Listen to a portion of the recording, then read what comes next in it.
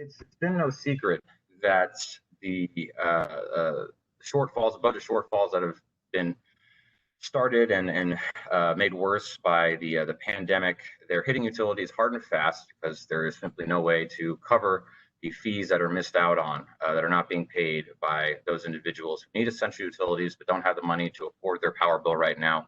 So it's putting utilities in a very difficult frontline position.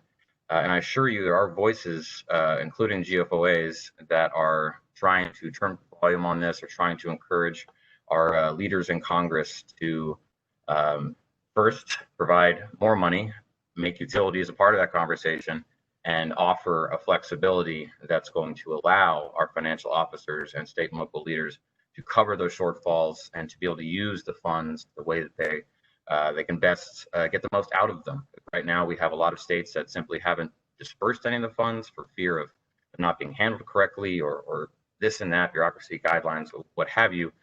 So utilities definitely on the front line, definitely part of GFOA's conversation. That's why I'm happy today to have Don come here and having someone with such professional experience in the field talk about, that financial checkup, knowing when you're in good and bad shape, so that we can be better prepared for the future. And again, I just can't think of a better time for that. So Don, I'll go ahead and hand it off to you to let you go ahead and take over, and we'll check in at the end here. And if we have any questions for Don, you can go ahead and send those through the comment function straight to me. And if we have time at the end there, we'll go ahead and sort through those and get a Q&A going. So Don, take it away. Great. Thank you so much. Thank you so much for allowing me to speak today. I am going to talk about a financial checkup for enterprise funds. And as Michael already pointed out, the utilities that are struggling through COVID are the ones that haven't looked at these types of financial targets in the past. I'm actually going to step through some financial targets, how to calculate them, and the ones that have been looking at these targets and putting together plans are the ones that are going to be able to get through this more easily. But that doesn't mean those utilities that are currently struggling and haven't been looking at these key targets and haven't been putting together a methodical yearly plan, now's a good time to start. If you're a decision maker for utilities, or utilities that are financially struggling, I'm going to talk about a plan today to be able to put it together and how to move in the right direction. So thank you for being on the webinar today. Just a little bit about our firm. We're an international consulting firm. We teach cost of service, financial planning, and rate design for utilities across the country, Canada, Guam, and the Caribbean. We're frequently requested speakers for organizations across the country. I developed this webinar, and I actually teach this in 8-hour increments, 4-hour increments, whatever, because after being in the industry for 25 years, there are some basic financial indicators that if they're looked at and followed in a methodical plan, the utility seems to be healthy overall long term. When we're not financially planning, and of course, nobody likes to look at rate increases. Nobody likes a rate increase, which usually, our costs are increasing and we usually have to look at increases. We have to take the fear out of those rate increases, and there's a proper way to methodically do that and make sure we're keeping the utility healthy. So the concepts I'm going to talk about today are what I repeatedly see in the industry for over 25 years, but there are exceptions to everything I say. So I wanted to mention, being out of the range of what I'm going to talk about today doesn't mean you have a problem. It just means most likely, if you're a decision maker or a finance professional, you might want to look into that area a little bit farther. Also, this review that I'm going through, it's a methodical review, no matter what size of utility you may be a decision maker for. If you're a relatively small utility, a super large utility, or enterprise funds, the methodical review that I'm going to go through applies to any size, and it also applies to other types of utilities. If you are a decision maker for electric, water, wastewater, telecommunications, gas, any type of enterprise fund, we can look at these key targets and this and develop a plan for overall financial health. I I like this slide. Do you know what I'm talking about? Anytime I first initially teach a new class, or I'm in front of a new group, or I get a new client, sometimes someone in the group is going to say, we haven't had a rate increase in X amount of years. And there's often quite a lot of pride that goes with that statement. But what I hear is boards and councils are avoiding rate adjustments. We're operating at a loss. We're spending down cash. We're foregoing capital improvements, and our system is aging. And just about the time our system's aged, we've spent down our cash. We've conditioned our ratepayers, conditioned our decision makers to think we can keep going without a rate adjustments. We need major capital improvements in the system. And that's when we find ourselves in trouble, particularly in the water and wastewater industry. We know that there's over $1 trillion estimated of underground infrastructure that needs to be replaced.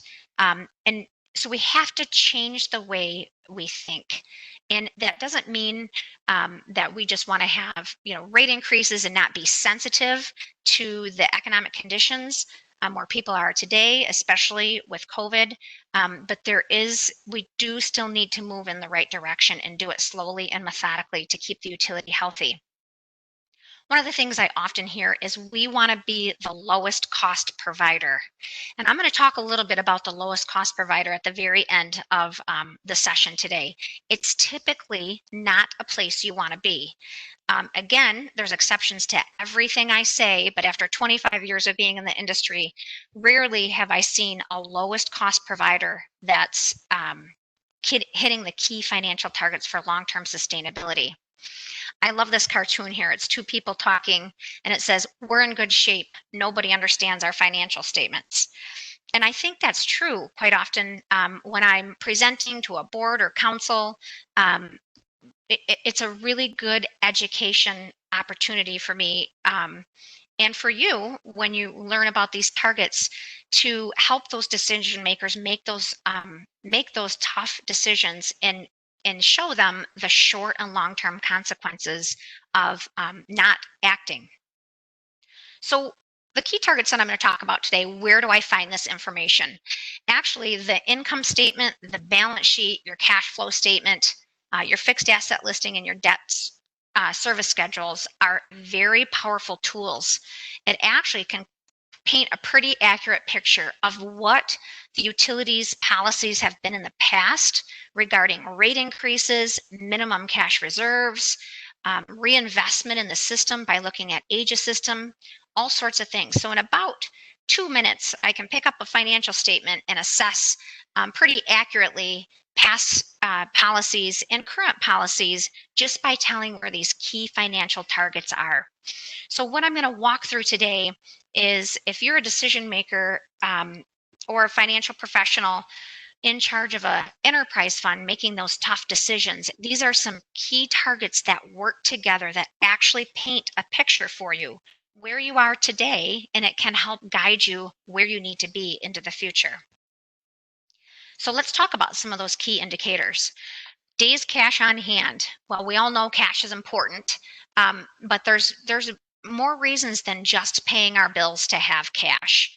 We want to have cash on hand, obviously, to pay our expenses.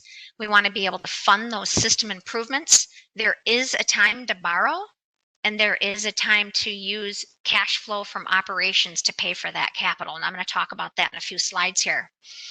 Our debt service payment, we want cash on hand for that debt service payment. We always want enough cash on hand to make that payment. There's long and short-term consequences for either not making that payment and or not meeting our debt coverage ratio, which I'm going to talk about today as well too.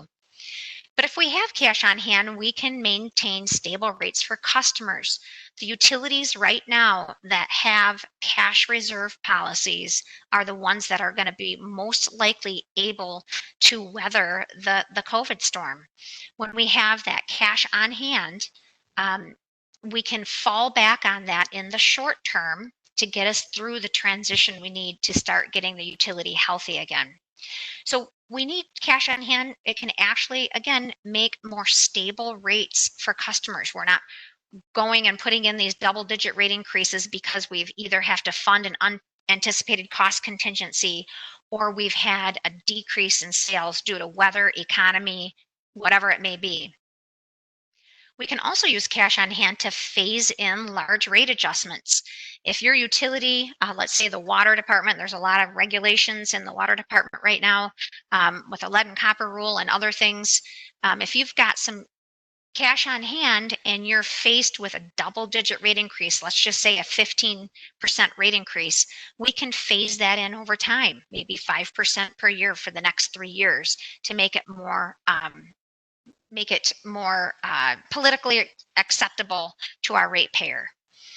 We also want to keep our utility healthy for future management. That might seem like an odd thing to put on here, but trust me, I've seen many legacies be ruined when somebody leaves the utility and their motto has been to have no rate adjustments or keep rates low or be the lowest cost provider.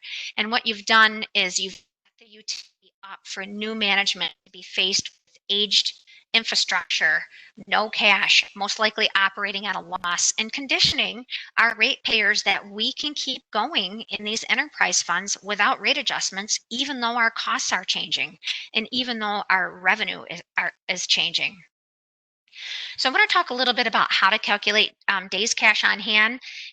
If you want to bring this back to your office and use this formula, it's a pretty simple formula. It gives you an idea of where your enterprise funds are. And do it for each enterprise fund. If I had to put them in order of health, let's say there's an electric, water, or wastewater utility, most likely the order of financial health, if any of them are healthy, is electric, then water, then wastewater. So make sure and do this for each enterprise fund individually.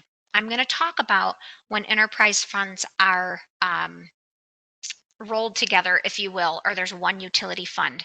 It's important when we talk about these targets to look at each enterprise fund individually. So for example, we could have electric subsidizing water and wastewater. There's some states that you can't do that, but many states do allow subsidization. And what usually happens is we rely and put upward pressure on that electric fund to help fund the water and wastewater fund. So it's important to do this for each enterprise fund individually.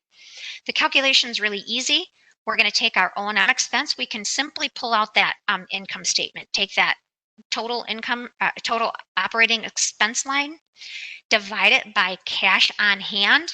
If you've got several cash accounts, I'm talking about all cash included except non-restricted cash. If we have cash restricted for that last bond payment or whatever, I'm not including that in here.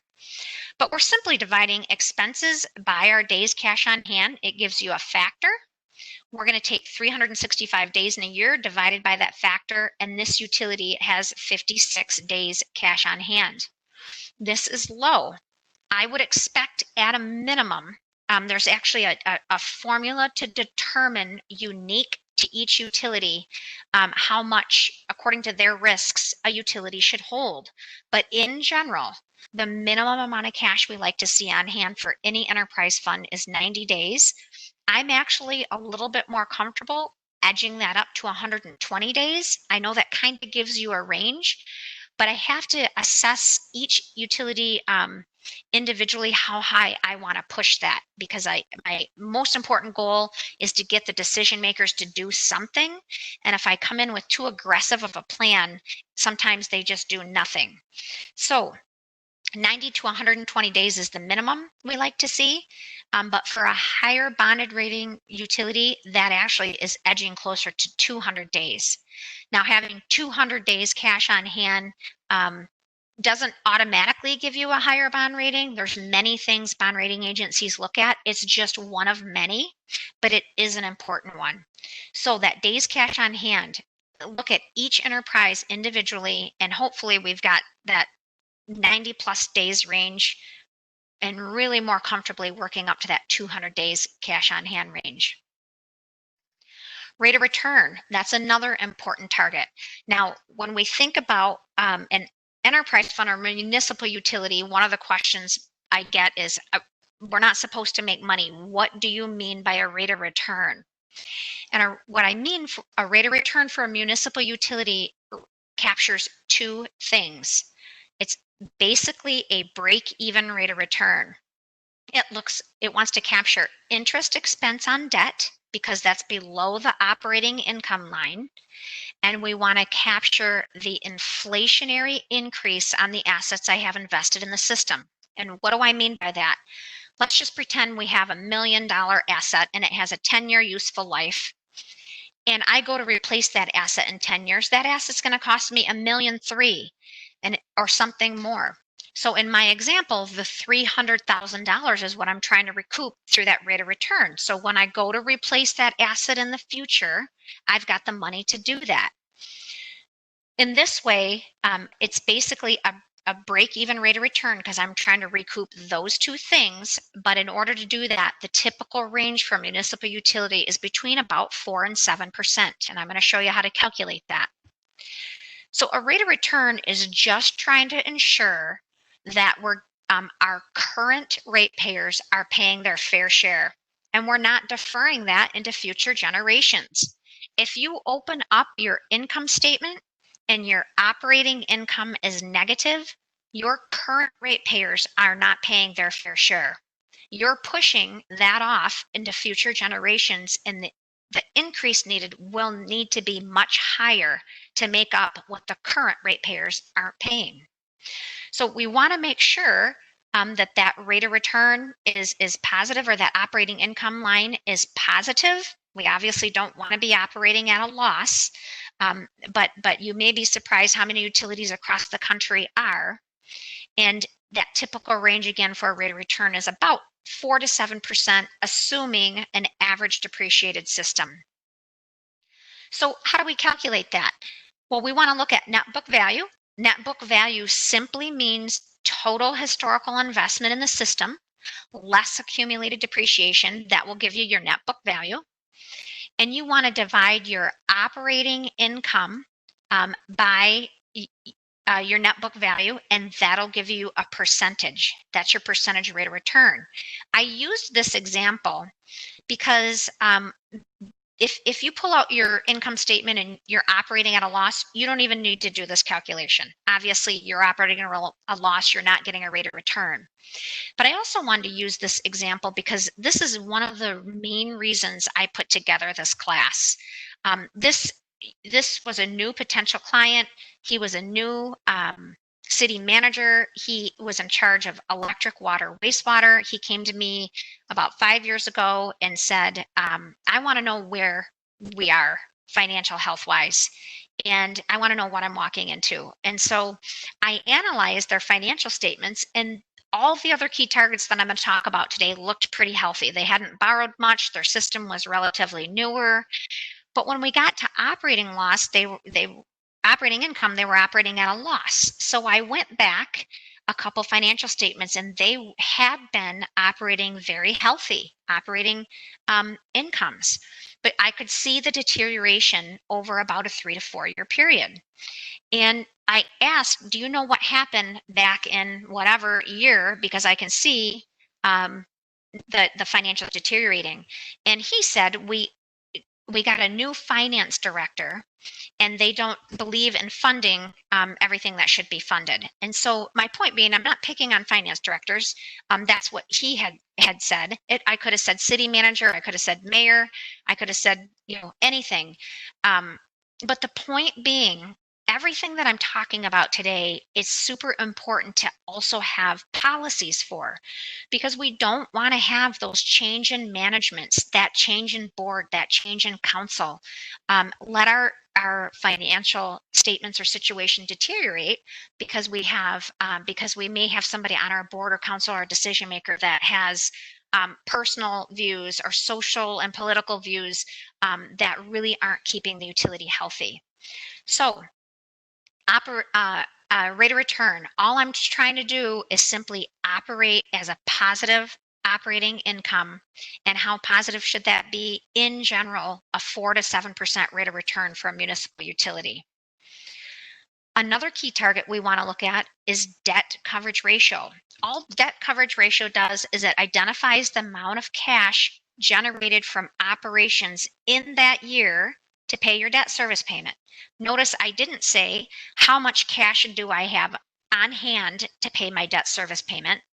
I want to be able to cash flow from operations in that year to pay my debt service payment. If I can't cash flow enough from operations in that year to pay my debt service payment at least once, but hopefully more something like a 1.25 or a 1.5, which simply means I can pay my debt payment 1.5 times, I can't afford the debt that I have on hand. And not meeting your debt coverage ratio won't have immediate consequences unless you're not making your payment. If you're not meeting your debt coverage ratio, there's long-term consequences to that. When you go to issue debt in the future, bond rating agencies will look back at your past performance. And if you can't afford the debt you had today, and you're trying to borrow on top of that, you could be considered higher risk and therefore have a larger interest payment. So we want to be able to have that healthy debt coverage ratio. But your debt coverage ratio, they're mandated in your covenants in your bond ordinance. So you should know what they are and calculate it every year with your budget process. This ratio is actually so important that we do want to build in that safety factor. COVID is a perfect example of this. If we're just riding right on that edge of meeting our debt coverage ratio for a revenue bond of a 1.25, and we're in a period of declining sales, we can easily dip below our debt coverage ratio. And again, that will have long-term effects. So especially electric, water, those utilities are really revenue susceptible to weather, to an unexpected expense. In the electric utility, we could have a snowstorm, ice storm, windstorm, whatever it is, and we need to reinvest a lot in the system to get the system up and running again. And having that unexpected expense can have us fall below that debt coverage ratio. So we do want to have that safety factor. Typical revenue bond debt coverage ratios are a 1.25, a 1.2 to a 1.25. We want to add that 0.2 safety factor for targeting a 1.4 or a 1.45 minimum for that debt coverage ratio. Not meeting your debt coverage ratio, I mentioned that it can have long-term effects. It can affect our bond rating. It can affect that interest rate. You are actually technically in default even if you're making your debt service payment, if you dip below that debt coverage ratio. Again, probably as long as you're making that payment, no one's going to come knocking on your door today, but that has long-term consequences to not meet that. So how do we calculate that? I'm using this example on purpose. You can meet your debt coverage ratio even though you're operating at a loss, but obviously operating a loss has its own issues. But in this example, this utility is operating at $1 million loss. I'm adding back my non-cash expense of depreciation at 1.9 million. I'm adding back my interest expense because that's in my divisor. So my actual cash flow from operations is about 1.4 million. I'm dividing that by my $760,000 debt payment, and I have a debt coverage ratio of a 1.81. Again, I'm looking for something above a 1.25, but most likely even something a little bit more than that. Real quick right here, I'm going to talk about pilot payments. Pilot payment, I've got some slides on it. It simply means a payment in lieu of tax. Sometimes we have enterprise funds transfer funds to the general fund. It's called a transfer to the city, a pilot payment, and there is justification for doing that. However, when it's abused is when it becomes the problem. So a lot of time, not a lot of times, probably 20% of the time, you will see a debt coverage ratio that actually allows you to add back your pilot payment in this calculation to determine cash flow from operations. For financial planning purposes, you don't want to do that. If you went to the city right now, if you're transferring to the city and you went to the city right now and told them, sorry, we're not transferring funds to you this year, most likely that would not be a reality. And so we don't want to look at targets that aren't reality. So if that debt coverage ratio has the opportunity to add back that pilot payment or that transfer to determine your debt coverage ratio, we want to look at it with it included, because the reality is we're most likely going to have to transfer that money. Debt to net book value. This is basically just looking at how leveraged is the system. It just identifies how much debt do I have outstanding to my remaining net book value. Again, remember, net book value is his total historical investment in my system less accumulated depreciation. Obviously, I've seen utilities with no debt at all, and I've seen utilities that are highly leveraged. They just keep borrowing for everything. That really leads to being overburdened with debt, and most likely points to that the utility doesn't want to raise rates and cash flow some from operations for capital. So again, I've seen zero debt and I've seen completely maxed out debt. And what we typically see is between 30 and 70% range. In no circumstances do I like debt to be over 70% leveraged. The utility to be 70% leveraged, but that's a range that we typically see. Again, I see zero and I've seen more than 70. How do we calculate debt to net book value? We simply take our net book value, we divide our principal by the net book value, and in this case, it's 30%. So that's definitely acceptable. We only have 30% of our system leveraged. What's really interesting is depending on the age of your system for water and wastewater, you most likely will find a higher debt to net book value ratio in water and wastewater, and those are usually the utilities that are struggling more often than electric. So in my opinion, the next target, this is one of the most overlooked targets that can really point to some important past practices, and that's age of system. Of course, I'm assuming in this calculation that depreciation rates are accurate. You're using accurate depreciation rates. But age of system, we see really aged systems tend to be more in water and wastewater. And this is a good indicator. Sometimes I will have a client call and say, we want you to hire your firm to do a rate study because we're getting too much pressure that we have too much cash on hand. So we need to lower rates. This is one of the areas that are most likely contributing to an excessive cash balance. And I say excessive quote unquote cash balance, or if you're getting pressure. Because what can happen is when we delay reinvestment in the system, our cash should be building because we're going to be at a point where we need to reinvest in the system. So I'll have potential clients come to me and say, we need to have a rate decrease. I'll look at their age of their system. They're 60, 70, 80% depreciated.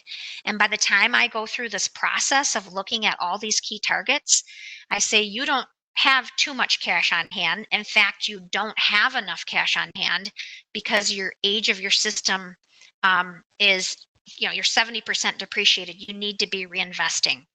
So age of system, it's, in my opinion, a really overlooked target. Again, you might be surprised if you look at electric, water, wastewater. Typically, electric systems might be a newer system. Water and wastewater are those more aged systems.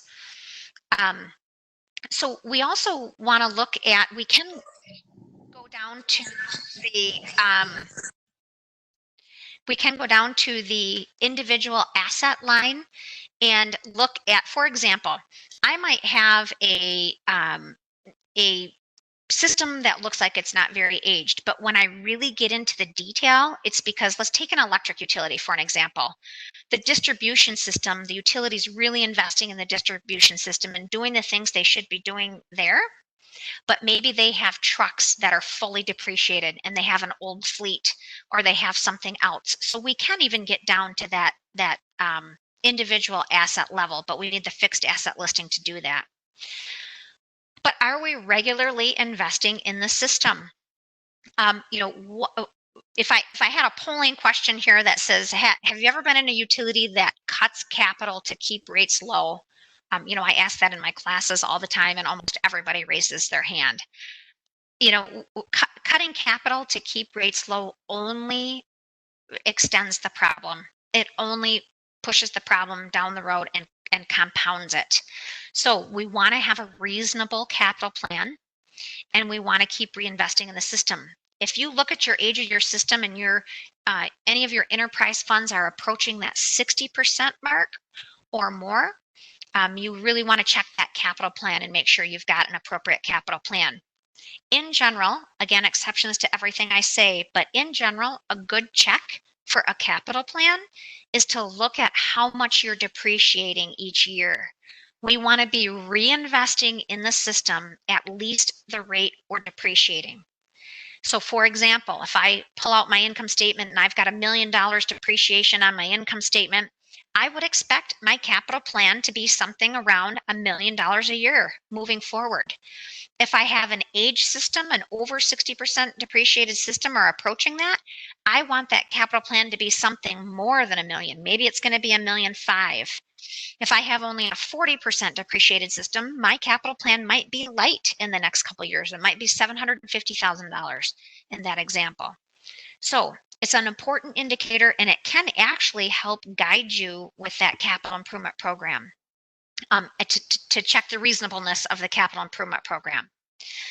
So how do we calculate the age of system? We simply look at that historical investment in our system. We look at accumulated depreciation, and we divide our accumulated depreciation by our total historical investment. I have little key codes here if you re-listen to this webinar. The formula is usually off to the side, but this system is 46% depreciated. That's definitely acceptable. It happens to be an electric utility. So again, calculate that age of system and for each individual enterprise fund.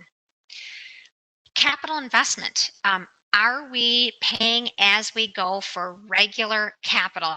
And what does regular capital mean? Of course, your capital improvement program is going to come from your engineers, your system operators, those people that know what needs to be done in the system. And so what typically happens is we bring that capital improvement program forward, and what happens is accounting or finance will say, we can't afford that. So what we need to do is we need to put the rates slowly and methodically in place so we can do that. We might have to, in the short term, put our capital improvement program in critical order. But we want to be, in general, paying for our capital as we go for regular capital. And what do I mean by regular capital? Let's go back to that $1 million example. I'm depreciating $1 million a year in my utility. And I would expect you to cash flow from operations and pay as you go for $1 million in capital every year. If I have a capital improvement program next year that's $4.5 million, I obviously have some sort of extraordinary capital improvement in there. So I would expect you to bond, if you don't have cash on hand, I would expect you to bond about $3.5 million. I still want to pay for my regular capital through cash flow from operations. If I don't do that, that's when we fall back. That's how this all works together. If I overborrow, I'm going to see my system over leveraged. So we want to pay for regular capital as we go, if we can do that, and bond for that extraordinary capital. How do we calculate that? You can just do even a simple visual check. My depreciation in this example is about 1.9 million. My average capital that I'm spending is about 1.5. That's definitely acceptable. What I wouldn't want to see happening is I'm depreciating at 1.9 and I'm investing $200,000 consistently. That goes back to that age of system. I'm letting my system age, and it's going to get me in trouble in the future. Pilot payments, contribution to the city. I touched on that before, but I do want to touch on that real briefly. Again, there is justification to transfer funds from an enterprise fund to the general fund. The problem is when it becomes abused. So when the reason is the electric department, the water department, whatever, those funds use police, fire. I mean, if we have a water main break, who are we going to call? We're going to call the police department. They're going to direct traffic. If we have a substation or a transformer start on fire, we're going to call the fire department. So we do use those services that the city provides. Typically, it's a percentage based on revenues, and in the problem again is when that becomes abused. And I'm going to go on the next slide, the general range of what we typically see. We want to have an established pilot payment if your utility is transferring a payment, because we want to lessen those exposure to the one-time transfer. We don't want the electric fund to be looked at like the big cash pot. Typically, again, electric has the more money than in the other enterprise funds. So what happens is we need that library, or we need that fire truck, or we need whatever it is. So we look to that electric fund to draw down and pay for that. And what happens is the electric utility can't plan for that. When we've got those one-time drawdowns, now electric utility had cash and now it doesn't. So the best pilot payment is to base it on a formula, stick to it, and avoid those one-time transfers. We also can look at a pilot payment as the cost of those free services. If the utility is providing free street lighting, free electric, water, wastewater to city buildings, whatever it may be, that's actually considered a pilot payment. That's part of transferring funds to the city. It may not be a cash transfer, but it's a service transfer. Another area we have to be careful that we're not overburdening that pilot payment is the allocations for city provided services. So for example, if you have shared billing, shared customer service, shared human resources, whatever it may be, quite often what we'll see is an over or aggressive allocation to that electric department. We typically see 50% to electric, 25% to water, 25% to wastewater. There's actually a proper allocation study that can be done to determine what that should be. It shouldn't be just be an arbitrary number. One client that I had, I noticed that their finance department that they were paying a transfer on was more than what it would be if they had their own finance department, if the utility had their own finance department. So we asked about that, and the answer literally was, hey, the mayor and the finance director went in that office with the budget, and they came out and said, this is how much we're transferring from the electric department for finance, so for financial services.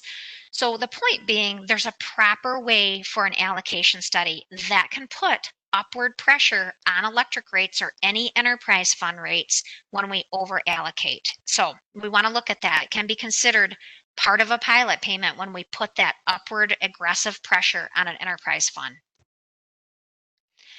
Contribution to the city in general, I'm talking about electric here. I'm going to talk about electric first. According to a survey by APPA, it's about 3.9% for cash only contributions. The national average with cash and free services is about 5.9%. Honestly, what we see across the country is probably closer to 7% when we're working on our studies. Typically, you see a transfer from the city, transfer to the city from the electric department. And I'm more frequently now seeing transfers from water and wastewater funds. Again, there is justification for that, but you've got to realize it's a 1-for-1 upward pressure on rates. If I transfer 7% to the city from the electric utility, it's a 7% upward pressure on rates.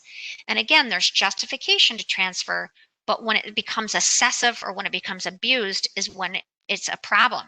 You don't want to disguise a tax as a fee. Sometimes I'll hear decision makers say, hey, we're going to keep the tax rate low and we're going to try to get in a transfer from the electric fund, the water fund, the wastewater fund, whatever it is. You're disguising a tax as a fee if you're not calculating it properly. You can be disguising a tax as a fee. So again, if I see a contribution to the city approaching 10% or more than 10%, I would consider that aggressive. We typically see that within the 4 to 7% range. How do we calculate what you're transferring? We simply look at the pilot payment being made. This is a cash transfer only in this example, divided into the revenues. And in this example, I have a 9.1% pilot payment being paid from this utility. It's acceptable to probably approaching a little high. Again, what we want to do here is establish an amount and avoid those reach-ins and really look at that allocation study and those other free services to make sure this is not too high. Separate enterprise funds. Oftentimes I will see, typically, sometimes you'll see an electric fund sitting on its own, but you'll see water and wastewater combined. Sometimes you'll see a cash pot that shares all. The cash from the enterprise funds just go for electric, water, wastewater, they all share the cash. You can imagine that somebody is most likely subsidizing someone, one utility subsidizing the other. So for example, it's usually the electric utility subsidizing the other utilities. Quite often we'll go in and we'll do cost of service studies. We see really aggressive electric rates, and they're doing that because they need to have electric aggressive rates when the utilities are combined to help make up for what we're losing in water and wastewater. So that combined cash account, be careful. Most likely one enterprise fund is the most healthy, and the other enterprise funds are benefiting from that. Each utility is a separate enterprise fund. They should be handling their own revenues, their own expenses. The trial balance should be separated. The cash accounts should be separated. If you do have a combined enterprise fund and you want to separate them, you do have to be careful, because sometimes we run into where we've had a combined utility fund and the water department, for example, has some pretty aggressive debt. And when we separate those utilities, the water utility isn't healthy enough on its own to pay that debt. It's not healthy enough on its own to make the payment, and it's not healthy enough on its own to make the debt coverage ratio. So if you have that combined fund, you have to do it slowly over time, separate those. Rate adjustment assessments. Nobody likes to have rate adjustments, right? But we need to take the fear out of rate adjustments. There's a proper way to have rate adjustments. Small incremental yearly rate increases are the best. It helps the low income customer. It helps periods of economic downturn like we're in now. You can't do nothing. You can't just sit there and let the enterprise fund deteriorate financially. What I'm hearing, most of the COVID response is that, oh, we're delaying rate increases until fall. Somehow fall is that magical time that people want to re-implement their rate increases. And that's okay, as long as it's actually done. The problem is foregoing those rate increases. If you are facing a rate increase, and let's just say it's 6%, and you think that's too aggressive for what's happening right now around the country, maybe break that up, 3 and 3, have 2 increases in 1 year. And most of the time, a 3% increase or something small like that, weather has more effect on a customer's bill than a small increase like that. So we got to take the fear out of rate increases. We just got to do it properly. We want to avoid those double-digit rate increases and have those small incremental increases. But the consequences of avoiding it is the need doesn't go away. It only compounds. What happens is we train our boards, councils, decision makers, our ratepayers to think we don't need these rate increases. We delay. Then we need these double-digit rate increases because we've pushed off capital improvements, and now we're at a point in time where we got to reinvest in the system. This next example, I want to show you how the need doesn't go away, it only compounds. This utility came to us in 2007, and they we're operating at $1 million losses out here. And we put together a plan with small incremental rate adjustments. The compounding effect is amazing. So we put together a rate plan. They put in the first 3 years. They saw the financials turning around. The operating loss became a positive. Our cash balance stabilized. It was 11 million. We're back at 11 million. So they said, all right, we're kind of done with these rate adjustments. Let's not do any more rate adjustments. 3 years later, they're right back into the same position, operating at $1 million losses. The cash is spent down to $7 million. So we had to come in here and recommend 3 8.5% just to get their cash balance to the minimum.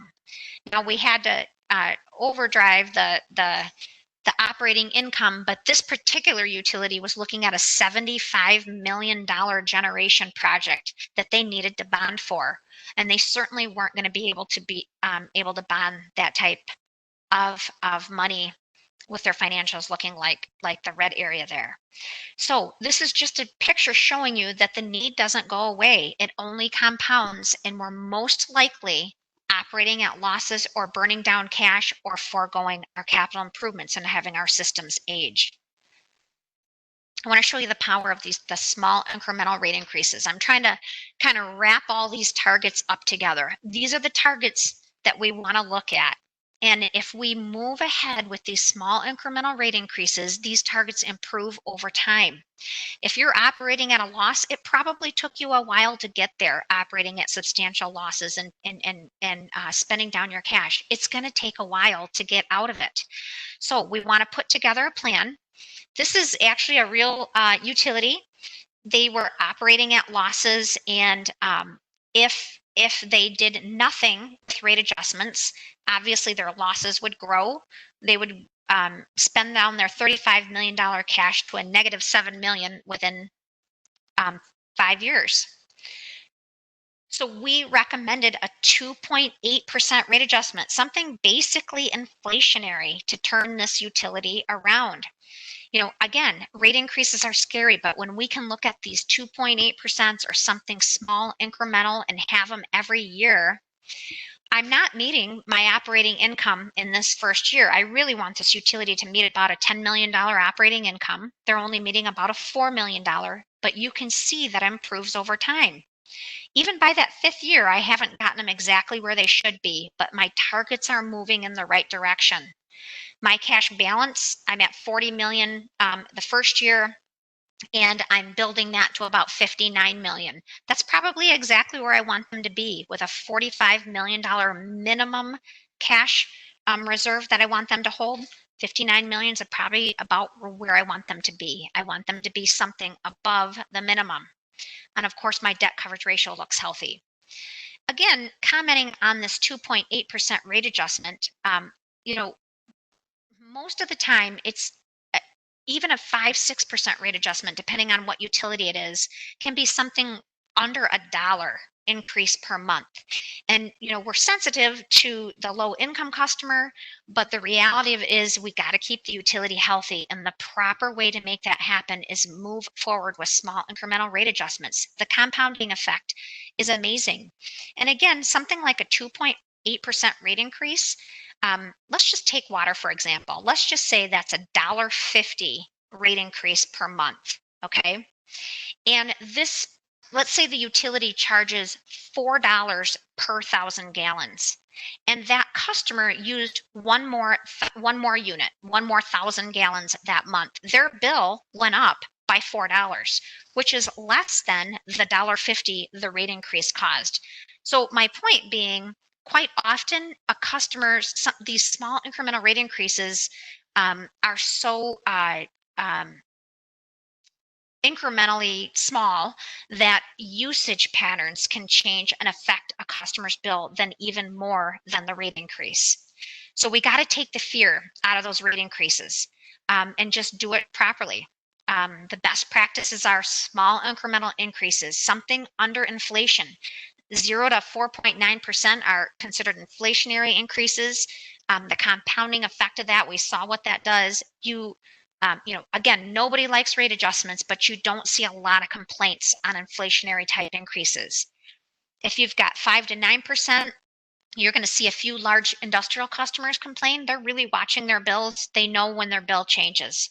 Double digits, you're just going to get complaints.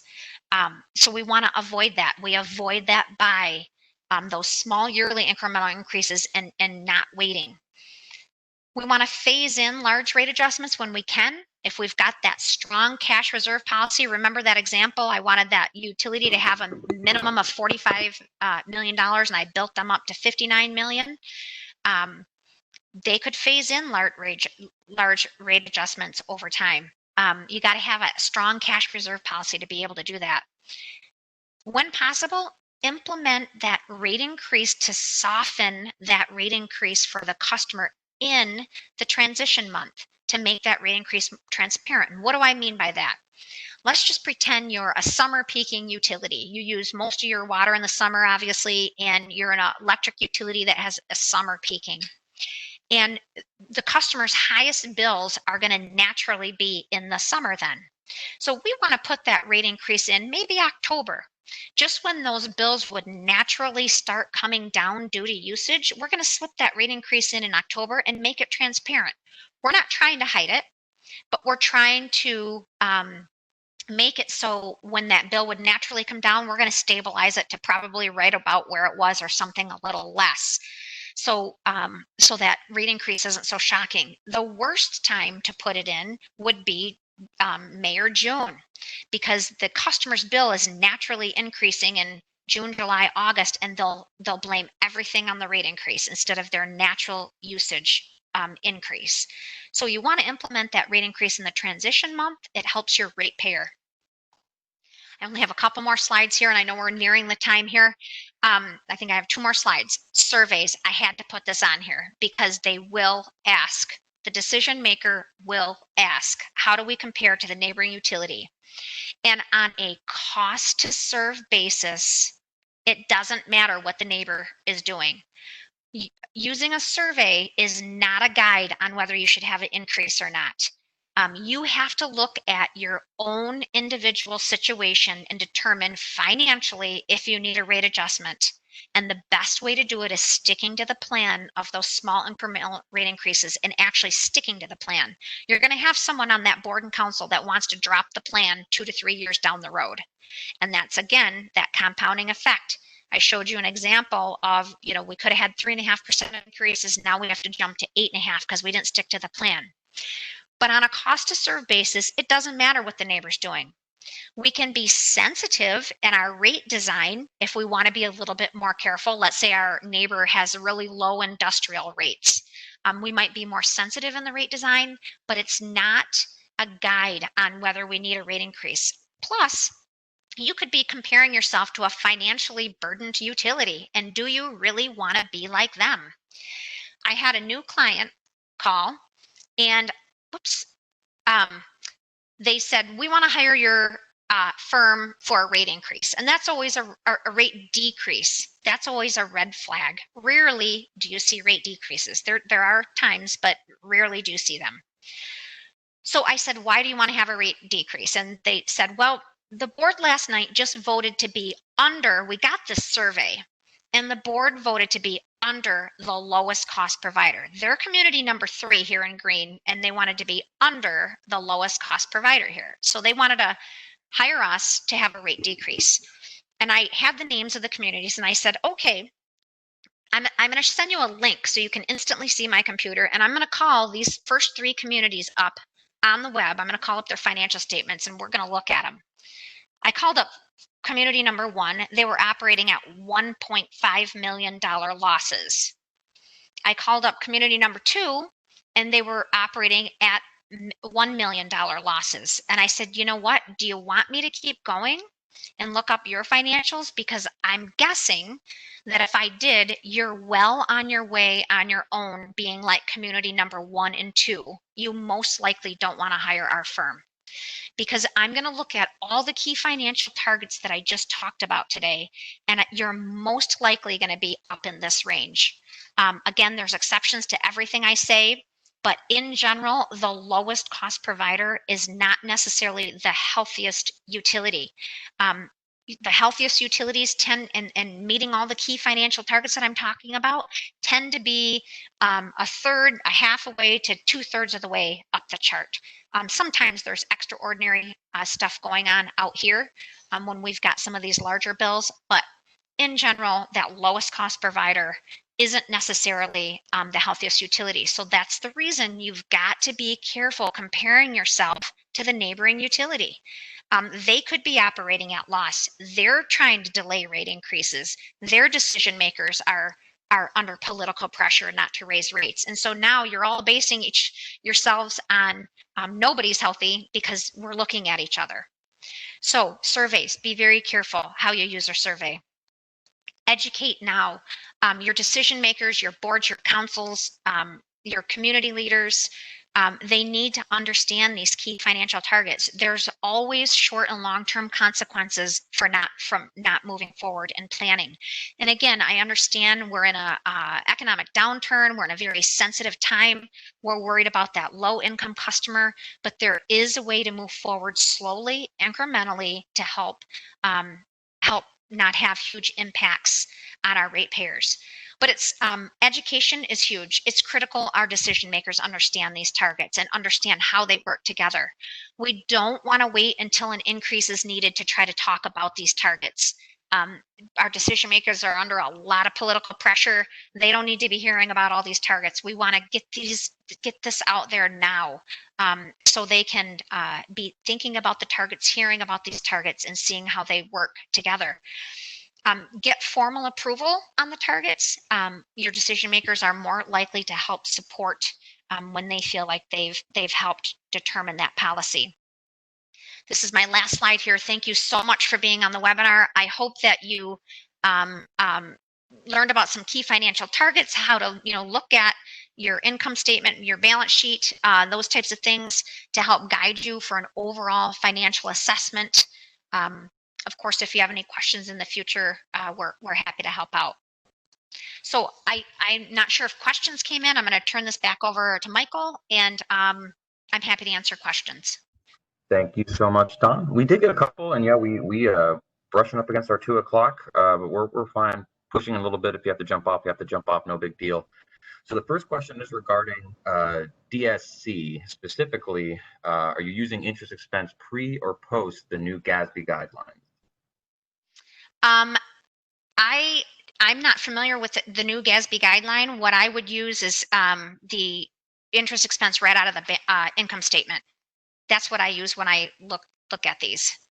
I hope that answers your question. I would use it right from the income statement. And that's from Mr. John Madrid. If he had something more specific to add to that, you can always reach out to me individually, and I can work with Don. Second question here is, what is your definition of regular capital? Great question. So regular capital for an average depreciated system is about what you're depreciating. So for example, if I'm look at my income statement and I'm depreciating at $1 million a year, I would expect you to reinvest in the system $1 million per year. I would consider that regular capital, quote unquote. If in that next year, I'm looking at the capital improvement program and I have $4.5 million, I would consider extraordinary 3.5. I'm taking the 4.5 less the million that I should be paying for from cash from operations, and I would expect to borrow about 3.5 million in that year for the extraordinary capital. I hope that helped answer that question. Perfect, fantastic. And just to answer your question there, Ms. Wilkerson, this is being recorded. I'm going to have it compiled and formatted, and usually within a week I can go ahead and get that sent out, and I may even post it on the website. We'll see, just depending on some rollouts we're doing with the website here in the next couple of weeks. But either way, it will be made available.